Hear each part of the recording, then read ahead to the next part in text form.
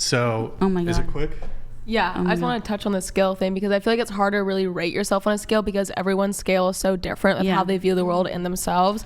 Like, I've never thought about myself at all on this scale level or anyone else. Like, if I see an attractive guy, I'm like, ooh, he's attractive. I'm not like, oh, he's an 8. Or I see a guy I'm not attracted to, but my friend's attracted to, and I'm not. She's like, oh, he's a 7. I'm like, oh, he's a 2. I have never done that because I think everyone's made in the image of God, and I also think everyone has a different type of person and different way of how they are raised and their values and of the scale itself. Yeah, but I mean, there is some degree of like, if you show people images of one person and another person, and like there's clear discrepancy, clear differential in terms of their outward physical appearance, then like you show 1,000 women pictures of 2 men, and like if there's huge gaps, like probably 99% of the women are going to be like, yeah, that guy's more attractive.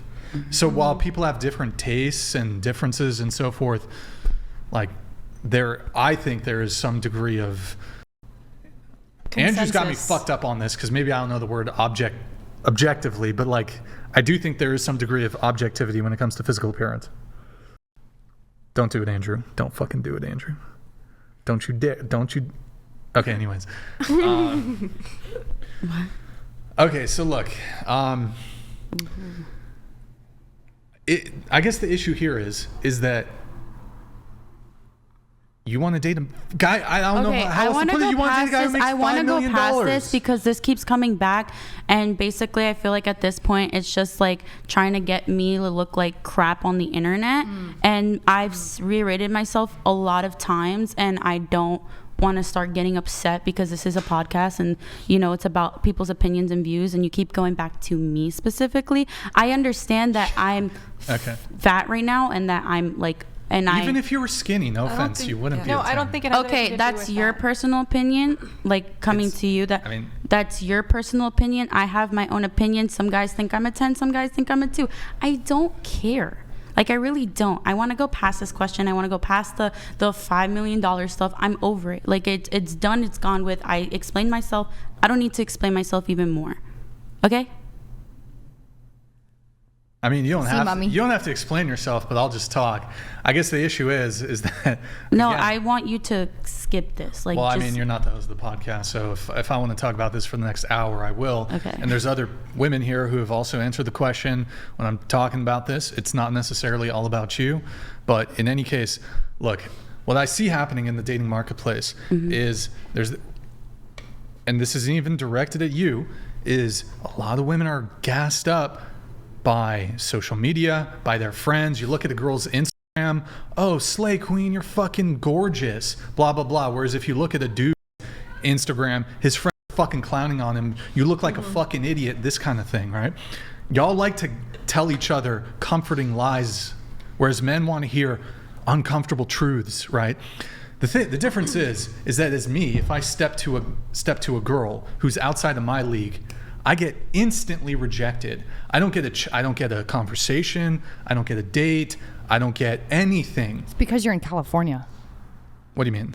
Yeah. Well, like you're talking about girls, like if she was a 10 or something, but like who here in California that's a 10 is actually like great to talk to. No, it's not about that. It doesn't matter where you are. The same phenomenon would happen anywhere because this is just the nature of the dynamics between men and women.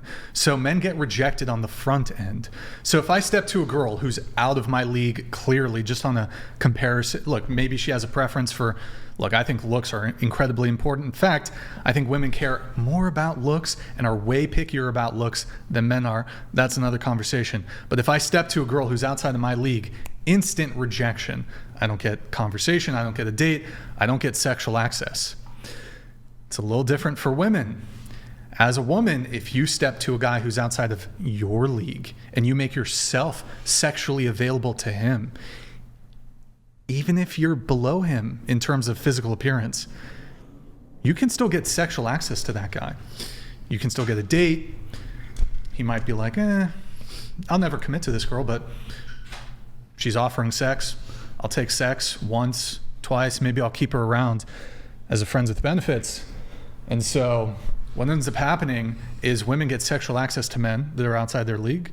This could it doesn't even have to be about looks. It could be about socioeconomic status. It could be fame.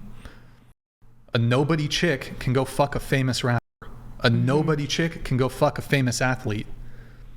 A nobody guy can't step to, I mean, there's some exceptions. Most nobody dudes can't step to Taylor Swift and get Taylor Swift or some other, you know, famous woman who has a lot of status. And so what ends up happening, you got these girls, you get rejected on the back end. You'll never get commitment from these men, but they welcome the easy access to sex. They'll fuck you once, a couple times, keep you around as a friends with benefits. You'll never get commitment. You'll spend your 20s doing this. Not all women, but many will spend their 20s chasing after men who are frankly outside their league, and they'll wonder why don't they ever get commitment from them. Situationships, fuck buddies, etc. Why are men so scared of commitment? Actually, the men who are interested in commitment, you're turning them down. You're rejecting them.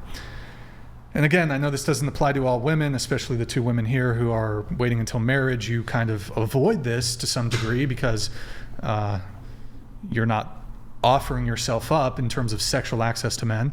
But if you were, you could get with men who are outside of your league, who will never give you commitment on the sole basis of your looks.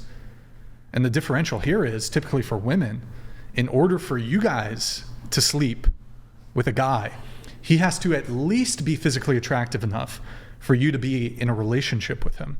And typically when women who are perhaps reluctant to engage in casual sex, when they do engage in casual sex, they typically will have to, they'll make the exception for a really attractive guy. They'll take the opportunity with a really attractive guy. When men engage in more casual sex, they tend the opposite. They'll fuck a woman they would never consider even a relationship with. They'll fuck down, so to speak. So what ends up happening, though, with women who are not chaste, is y'all end up having sexual access to men who are outside of your league. You think that's what you can get, but your league is not the men you can have sex with. Your league is the men who will give you a ring and give you commitment. And so this is why I think it's incredibly important for women to have a reasonable self-assessment of their physical attractiveness, because maybe you can fuck a guy who makes $5 million a year. But can you get him to marry you? You're gonna get married. You're gonna get commitment. We had this 37-year-old on the show last week. 37-year-old. She said, I don't know what's going on the past couple of weeks. She said she wanted, the guy had to have a $7 million house and he had to make at least $1 million a year. And it's like, you're 37. It's gonna be tough. Yeah. They might want to fuck you. Are you going to get the commitment though? Because that's when women win. Because winning as a woman is not, oh, I can fuck a dude. Your default. You can fuck anyone. You can fuck anybody. Yeah. So like fucking a guy is not like a metric for success. Well, that's not a W for you as a woman hooking up with the guy, whatever it is. That's not a W for you. The W is when you get the commitment, when you get the ring. Bada-bing, bada-boom. Well, there you go. You got it. So, anyways, that's my take on this. So. If I could add something, sure. I feel like the reason that happens where a man will kind of, I guess, fuck down and women will fuck up. I don't know. That's the best way I can describe it. But I think men tend to rate themselves lower because they have lower self-esteem because of like what you said is that like if you go on a girl's Instagram, all her friends are hyping her up. If you go on a guy's Instagram, all his friends are, putting him down, and that's going to get into your like brain eventually.